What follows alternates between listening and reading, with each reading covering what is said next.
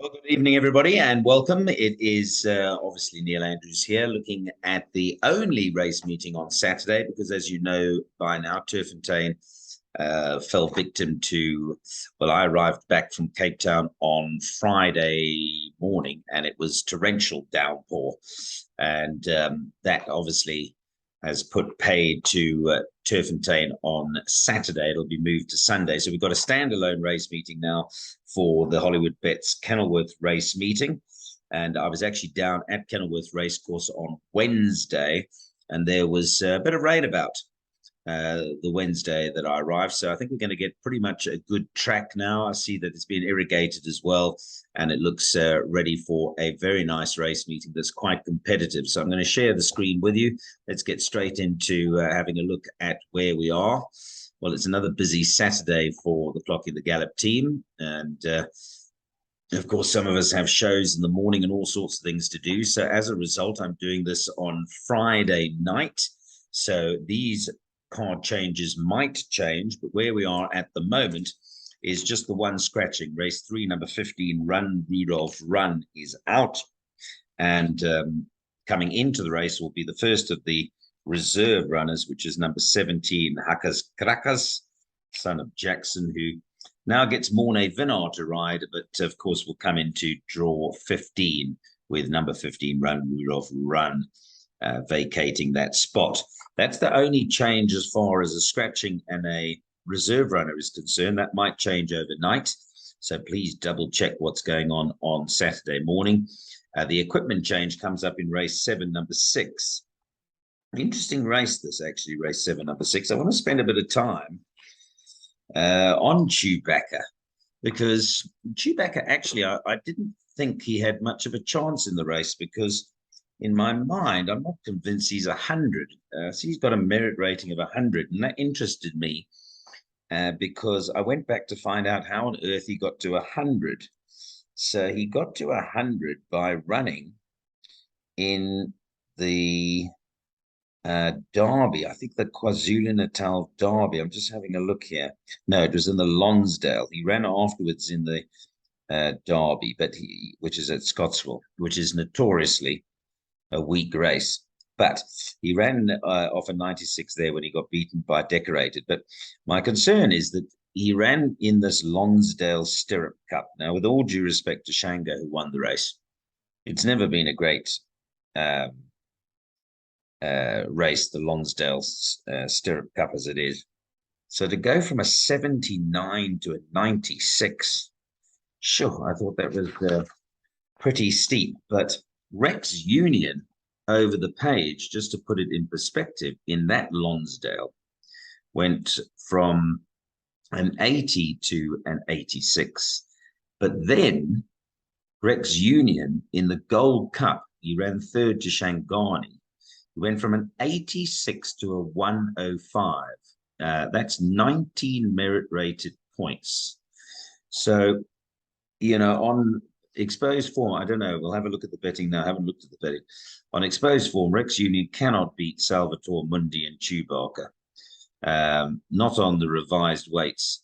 So again, I come back to questioning, are we trigger happy? When I say we, handicappers, are they trigger happy with these races? I don't know. The Gold Cup, the Lonsdale, we shall see. But to me, and we'll get to this race, what I like a little bit later on, but I'm not convinced that Chewbacca or Rex, and particularly Rex Union. Rex Union's a 105 now. Interesting. So it was quite an interesting race. I'm prepared to admit that I might be wrong.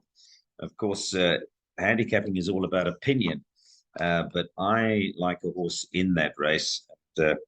We'll see when we get there. But what I'm saying about the Chewbacca story, it's a hell of a long way around of saying it, is that initially I thought Chewbacca didn't have much of a chance, but on a line through Rex Union, he should have the beating of Rex Union for sure. And there's not much between Salvatore Mundi and Chewbacca at the end of proceedings. Anyway, that's enough of the equipment change. So I must mark it down. Cheek pieces off.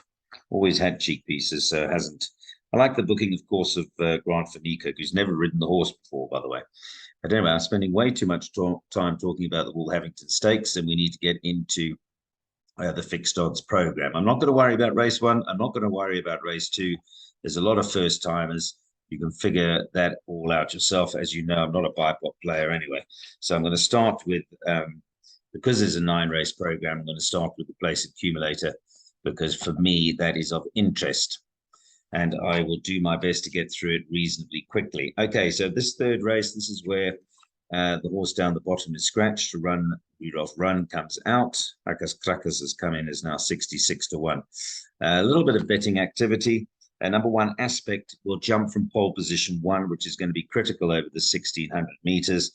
And he's hardly put a foot wrong. That Captain Casey form, of course, that he ran in on his debut has worked out pretty well. And then 2 good thirds behind Wicken Warrior and Bardolini. But there is not much between him and the horse which he ran 3rd to, which is number 16, Rock Pool. However, such a big field, I've got to go show you the price of Rock Pool.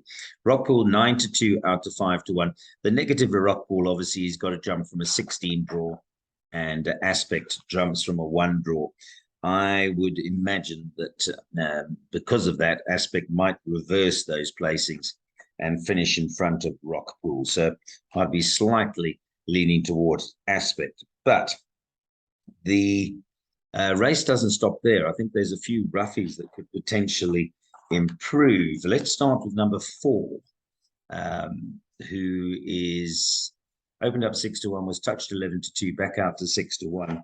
It's a 3-year-old, but he has been gelded. Has number 4, Selukwe.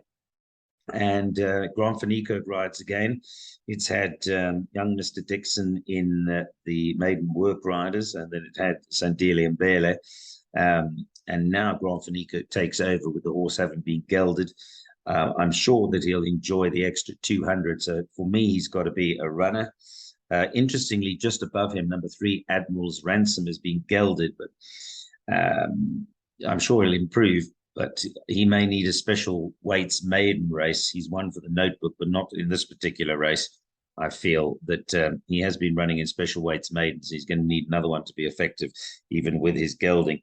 What about number 7, Storm Boulevard? Now, he's got to be respected. He made his debut at Durbanville over a mile, and he was drawn in the bush, 12 out of 12.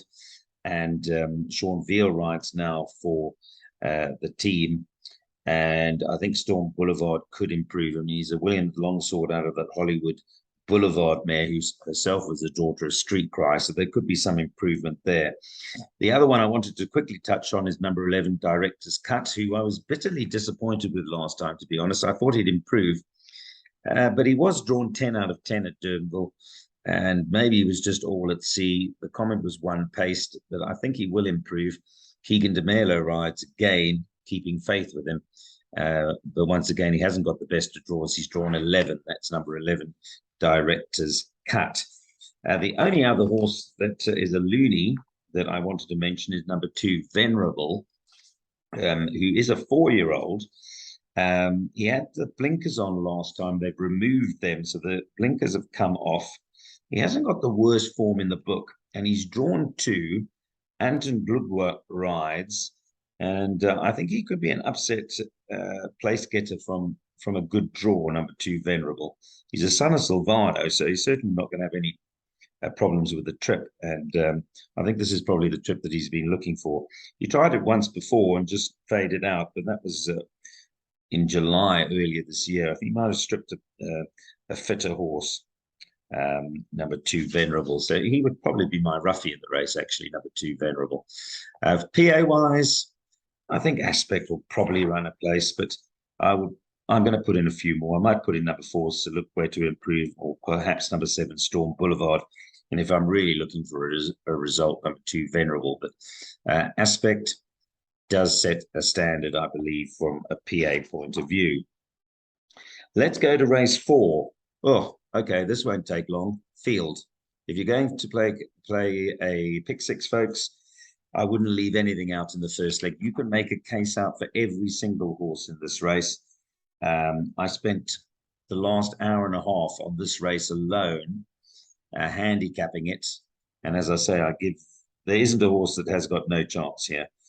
Gimme First at the bottom here is a 3-year-old daughter of Gimme the Green Light. But although this is a straight, And, she finds herself out in the middle of the track or on the outside of the track, drawn 12. Number 11, Live My Life, is one of Dennis Dry's runners today or tomorrow. And I think Dennis could have quite a nice day, including this filly. She's a 4-year-old, so she's a year older than Gimme a First, and she carries the same weight as Gimme a First. So number 11, Live My Life, from an 11 draw, not without a chance. Well, I'm not going to go through them all. Bottom line is you can make a case out for every horse in that race. Go field. And if you're going for a PA, go wide. Money for Mar Black. Mar Black comes in reasonably well handicapped or best form, but she's pretty exposed. I saw Gareth Wright hasn't ridden her yet, and she is a horse that's having a 19th career start. She's pretty consistent. She runs on. She's done okay in wet weather, and it might be, it's not going to be soaking wet unless it rains, but I think the sting will be out of the ground. It'll be good going from what I saw personally on Wednesday. So bottom line there, field, go wide in that race. Let's move on to race 5. And after having gone field in the previous race, it's another trappy little race. I think you've got to go, not the whole field, but I think you've got to think a little bit laterally here. Where to start? Well, let's start and go through numerically. Number 1, Tchaikovsky, could be an upset possibility. Drawn 1 along the inside, which will be in his favor. He's ran once in wet, and he's won in wet, and he's reeled off a hat trick of 3 wins.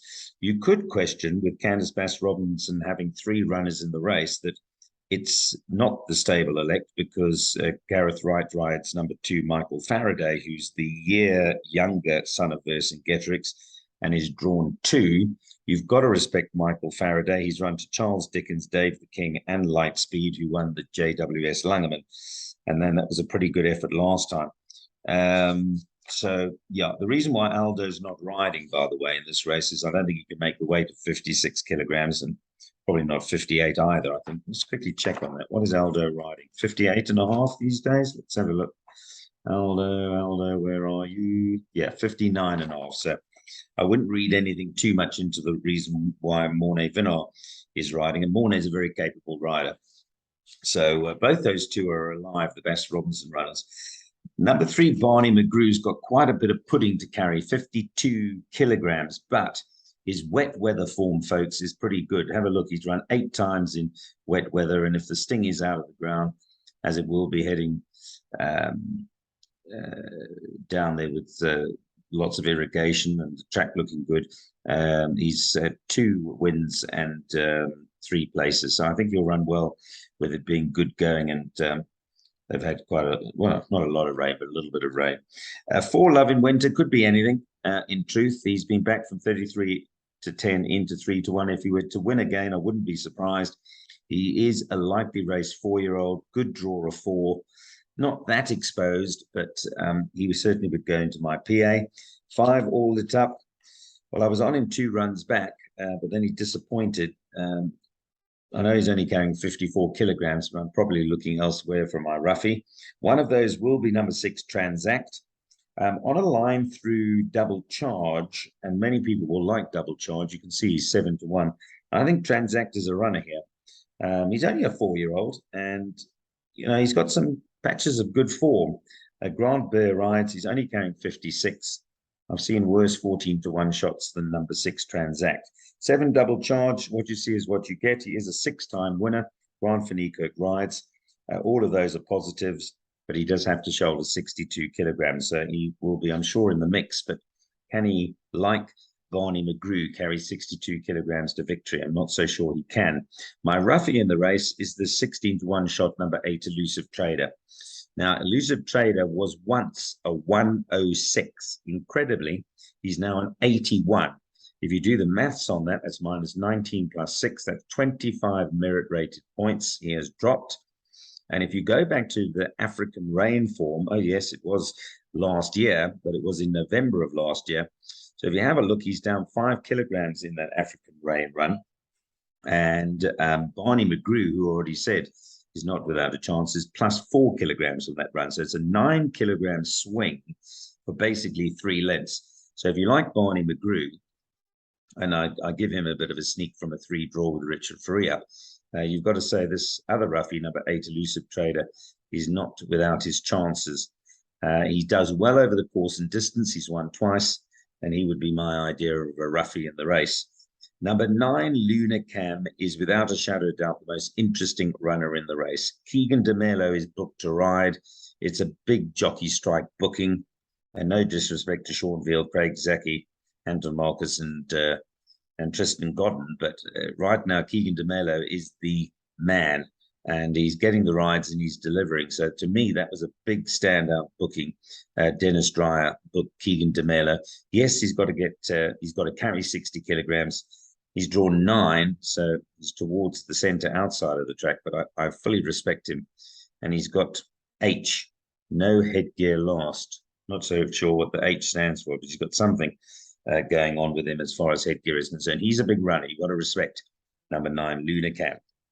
10, Ragnar Lothbrok. Well, generally speaking, I read him like a book, Ragnar Lothbrok. Every time he wins, and he's won 3 times, I've backed him.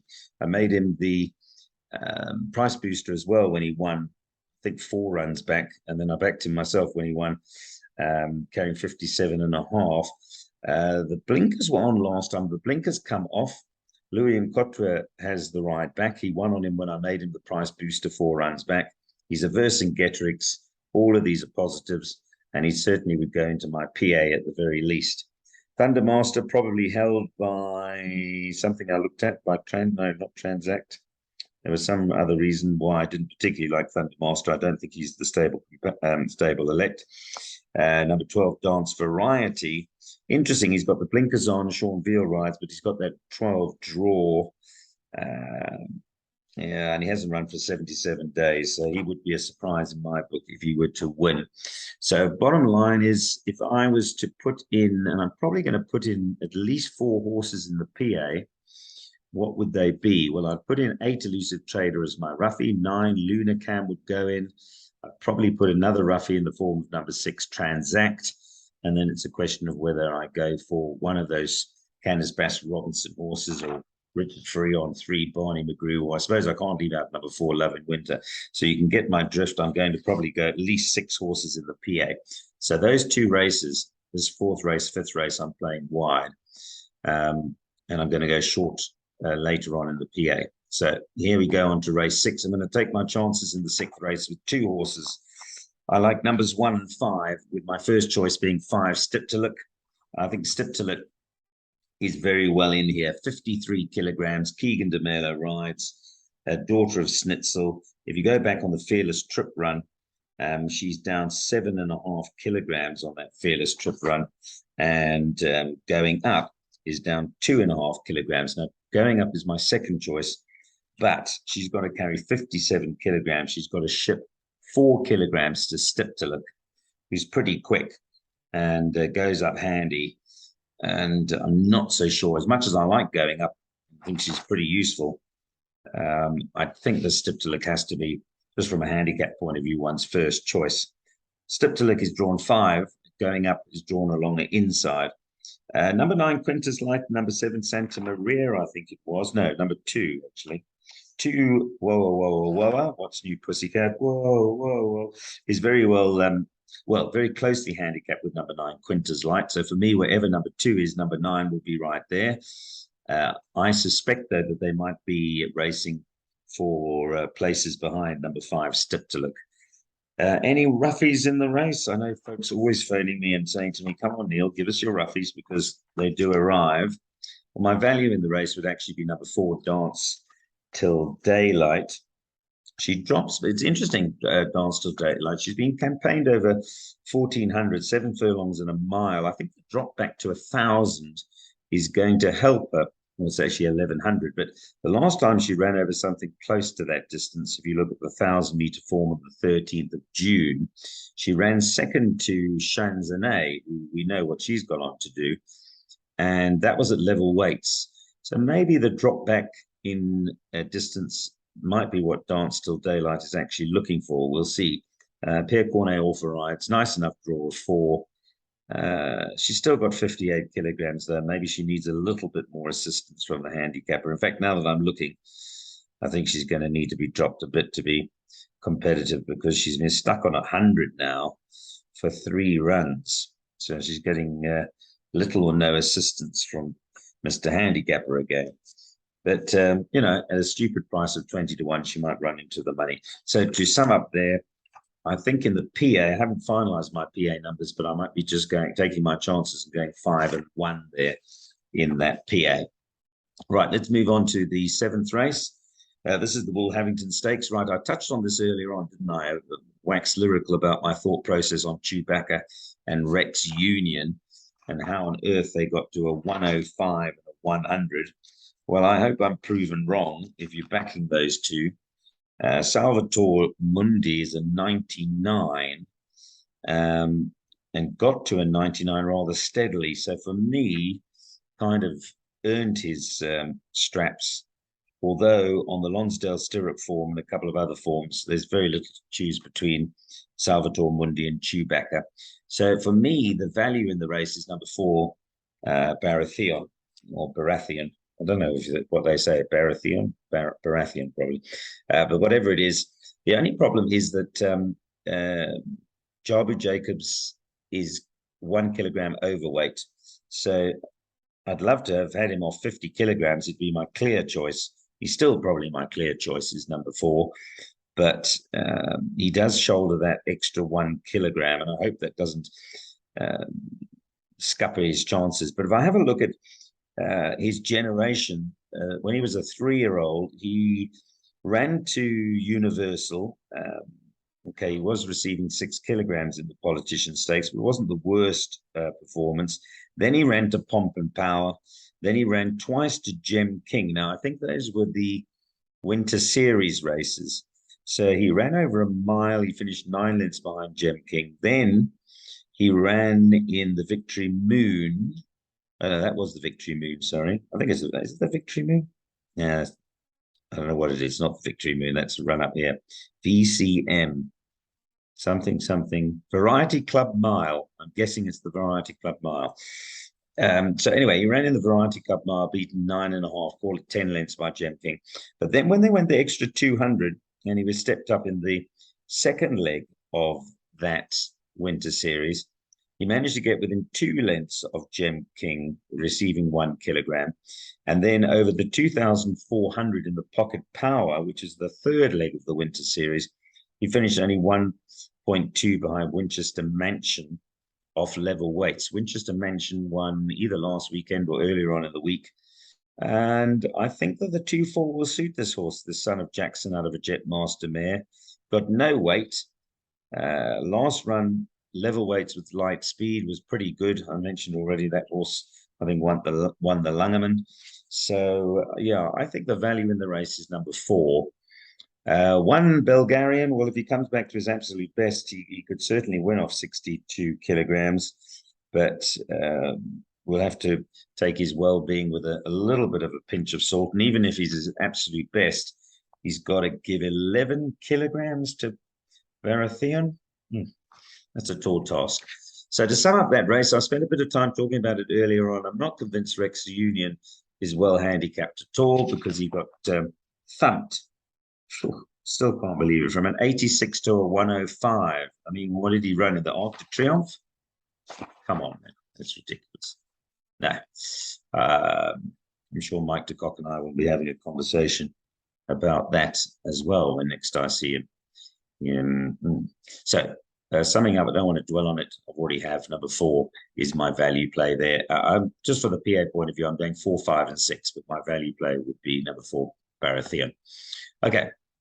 Or Baratheon, whatever you prefer. I'm not too sure who's calling and who's going to call it what tomorrow, but here we go. Okay, here's the banker of the day from a PA point of view. Number 4, Jet Dark. I don't think there's any reason to invent the wheel or reinvent the wheel here. Jet Dark simply is the best miler around. When he puts it all together, he's likely to need the run, of course, because this is the start of his summer season. But he's surely too good for these. Interestingly, Golden Ducat is actually best weighted according to the best weighted column, but he hasn't run, of course, for 552 days. Just as a racing enthusiast or a lover of horses, I'm so glad this horse is back. because I don't know when I was down there when I saw him. I think it was maybe it must have been in the Cape Met, or maybe it was on Premier's Day. If the Premier's was run on Lormeral, what was then Queen's Plate Day, it's now going to be Lormeral King's Plate Day. But whenever I saw him, I was standing next to Eric Sands, and I just marveled at the sheer size of this horse and what a physical specimen he is. I mean, he's just fabulous to look at. This is number 8, Golden Ducat, I'm talking about. So I'm so pleased that he's back on the track, and I'm sure he's going to pick up something during the summer season. But whether he's going to be ready after a 552-day rest, even with receiving 2 kilograms from Jet Dark, is probably a little bit too much to ask. And in any event, he might be most effective over 1,800 or 2,000, but it's good to see Golden Ducat back. So number 4, Jet Dark, as I said, going to be my banker of the day. Let's move on to the 9th race, and then we can wrap it up. Let's go. Here we go. 9th race. What did I make of this? Yes, interesting race to end proceedings. I also spent quite a bit of time looking at this race, and I think Cheeky Laddie might still be well in here of 57.5 kilograms. So Max the Otter has to give him 2.5 kilograms. Now, Max the Otter is beautifully bred. He's a son of Vercingetorix. For my good friend, well, I've got lots of friends in the horse, but nice to see Gary Lemke with a nice horse. Marsh Shirtliff, of course, involved, and Brian Riley. He's got a lot going for him. Aldo de Meyer rides, drawn 2, and this is compared to his previous 2 draws, Max the Otter. When he ran third to Champion Warrior at Durbanville, he was drawn 12 out of 14, and then when he won, he was drawn 14 out of 14. So it goes without saying that he's going to benefit hugely from virtually pole position draw of 2. However, he does have to ship 2.5 kilograms to Cheeky Laddie, who is seen to be running on quite well in his last 2 starts. And I think that that's going to make him competitive, number 7, Cheeky Laddie, because he's receiving that 2.5 kilograms. So interesting race between the 2 of those 3-year-olds. Not that the race stops there. Let's talk a little bit about the older horses. One Masterful Guy, don't know what happened last time. It was a disappointing run, frankly. Drifted in the betting, but he's only got 55.5 kilograms to shoulder. He certainly, if you looking to back a roughie, Masterful Guy is going to give you a run for your money because he likes to go up handy. He's drawn 1, and I don't think Grant Blair is going to hang around. So you might get a cheap thrill, certainly for a while in the straight with number 1, Masterful Guy. And the roughie that I like is actually number 3, Radames. Now, he's no spring chicken. He's a 6-year-old. He's only won once, but he's obviously had his issues because he's had 14 starts, and he's a 6-year-old. What I like about him is a couple of things, actually. First of all, he's got no weight at all. So I mentioned Masterful Guy carrying 55.5. Radames only has 54.5. He's drawn 3, which is a perfect position for him. He's got the blinkers on that have been fitted, so I think he might bounce and get a handy position, hopefully from that draw. And Gareth Wright's a very underrated rider, so a lot to like about that roughie, number 3, Radames. 4 Path of Choice is pretty consistent, but he does still have 60.5 kilograms. He's slowly coming down to a merit rating where he is going to win off. And off 75, when he was last off 75, he ran 2nd to 2FA. So again, he's not without a chance. And if you have a look with Path of Choice, he's been running in merit rated 90s, 91s. This is a 74, so it is a drop in class for him. So he's not without a chance, number 4, Path of Choice. I worked out that 5 and 9 were very similarly handicapped. I think they're the 2 Snaith runners. I don't see much between number 5, Tizona, and number 9, Running Rifles. Where the one is, the other one won't be far behind. 6, Winter Air.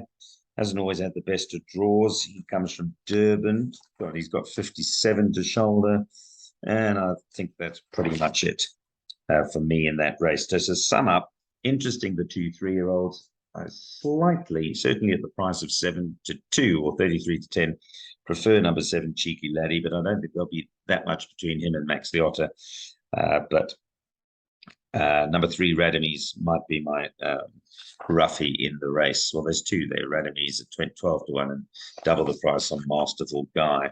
Interesting race to end proceedings. So that is my take on the Kenilworth program tomorrow. We're in good form as far as the price boosters are concerned, apart from labeling Bingwa last week at 14 to 1, which also won Clocking the Gallop, of course. Nico and the team delighted to have won the tipping competition, the charity tipping competition, and our charity got 10,000 Rand. So that's always good to be helping out charities. But also I found a nice 12 to 1 winner on Thursday, ridden by Rachel Wernicke. And I will come up with one tomorrow. It's just a question of which one I decide to go for and which one we price boost with the soccershop.bet team. There won't be an exotic as far as Take a Bet is concerned, because that happened with the Friday Fairview meeting, but there will be one on the Turfentine meeting when we go ahead on Sunday. So I've given you sort of my take on how I'm going to structure the Place Accumulator. Good luck with that, and look out for the price booster tomorrow. Thanks, everybody. Neil Andrews signing off. Kenilworth Racing at Hollywood Bets Kenilworth on Saturday.